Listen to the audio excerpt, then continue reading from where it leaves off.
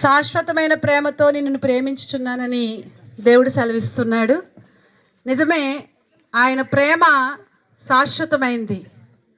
ఆయన ప్రేమను ప్రకటించటానికే ఈ యొక్క సమయంలో ఈ గ్రామం రావడానికి ప్రభు నడిపించాడు. మరి ఆయన ప్రేమను ఎంత చెప్పినా మేమంతా చెప్పలేం, కొద్దిగా మాత్రమే ఆయన ప్రేమను వివరిస్తున్నాం. దేవుడు మనుషుని ఎడల ఎంతో ప్రేమ కలిగి ఉన్నాడు. ఎందుకంటే ప్రతి మనుషుడికి కూడా దేవుడు మరి తన రూపాన్ని మనిషిలో చూడాలని, తన పోలికలు మనిషిలో చూడాలని ఆశించి మొట్టమొదటిగా దేవుడు మనిషిని నిర్మించాడు. మనిషిని నిర్మించి దేవుడు ఒక ఆజ్ఞను పెట్టాడు. మనుషుడు ఏం చేశాడంటే దేవుని ఆజ్ఞను అతిక్రమించాడు. ఆజ్ఞను అతిక్రమించడం ద్వారా దేవుని మహిమను పోగొట్టుకున్నాడు. ఏ మహిమనైతే పోగొట్టుకున్నాడో మరలా దేవుడు అదే మహిమను మనిషికి ఇవ్వాలని ప్రతి మనిషి ఎడల ఎంతో ప్రేమ కలిగి ఉన్నాడు.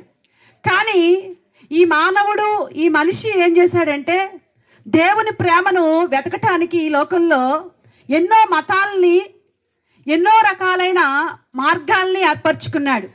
కానీ ఎన్ని మతాల్లో మతము మనిషికి దేవుణ్ణి పరిచయం చేయలేకపోయింది. మతాన్ని బట్టి అనంతుడైన దేవుణ్ణి మనిషి చేరుకోలేకపోతున్నాడు. అది చూసిన దేవుడు ఈ లోకానికి తన కుమారుణ్ణి పంపించాడు.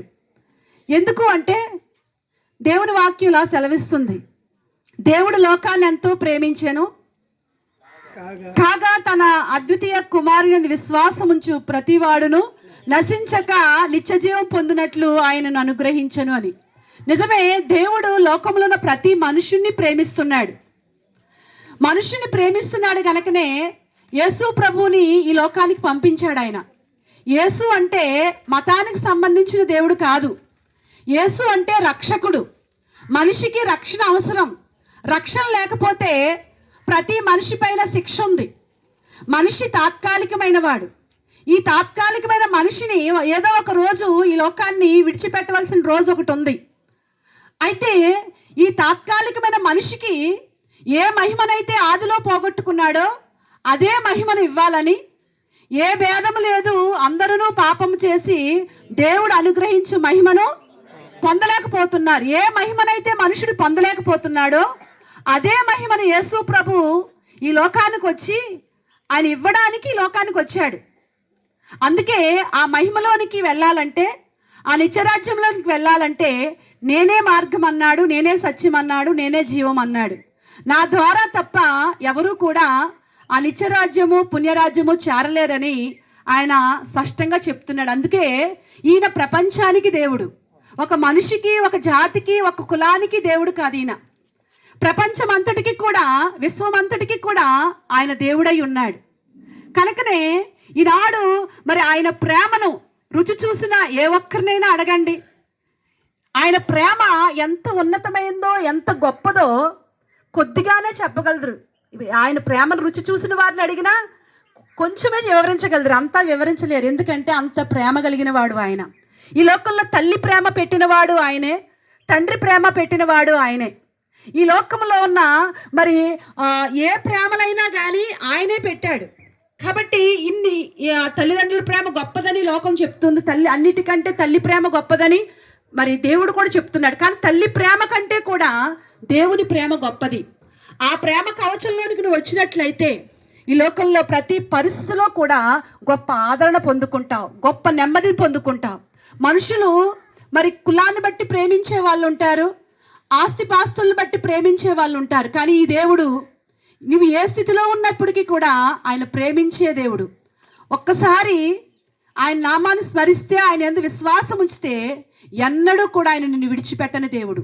అంతటి గొప్ప దేవుని ప్రేమ నువ్వు పొందుకోవాలని ఈ గ్రామాన్ని మరి ప్రేమించి దేవుడు మమ్మల్ని అందరినీ ఇక్కడ మీ మధ్యకి నడిపించాడు. కాబట్టి ప్రభువుని గురించి తెలుసుకోండి, ఆయన యందు విశ్వాసం ఉంచండి, గొప్ప రక్షణ పొందండి. దేవుడి మాటలు దీవించును గాక. ఆమేన్.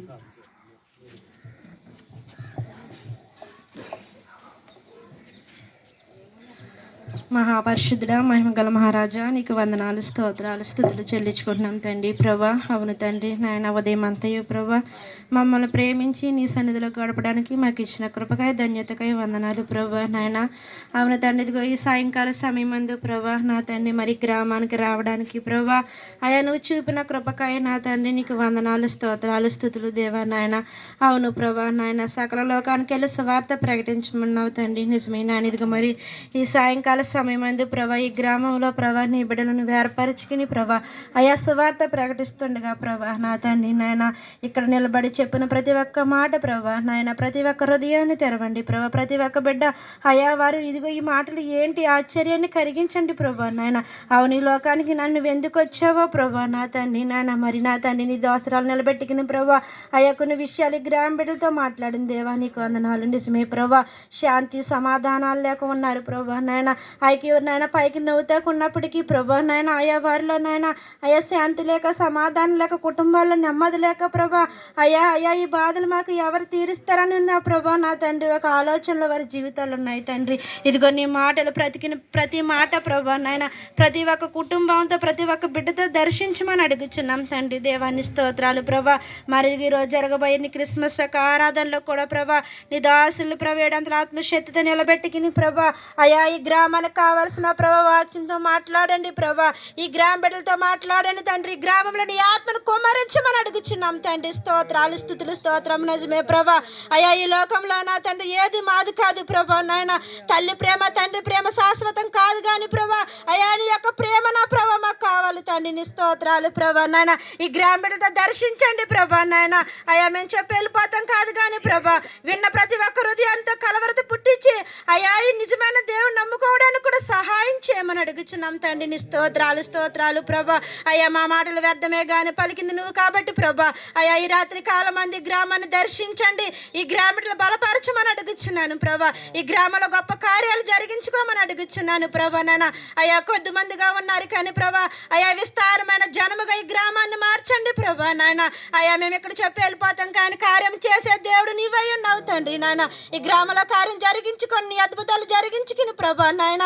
అయ్యాక వచ్చిన ప్రతి ఒక్క బిడ్డను దీవించి విన్న ప్రతి ఒక్క మాటను ప్రభా నాయన వారి హృదయంలో 30 60 100 ఫలింప చేయమని అయ్యా ఈ ప్రార్థన ఆలకించి అంగీకరించి తప్పులను క్షమించమని యేసు నామములో ప్రార్థిస్తున్నాం తండ్రి. ఆమేన్.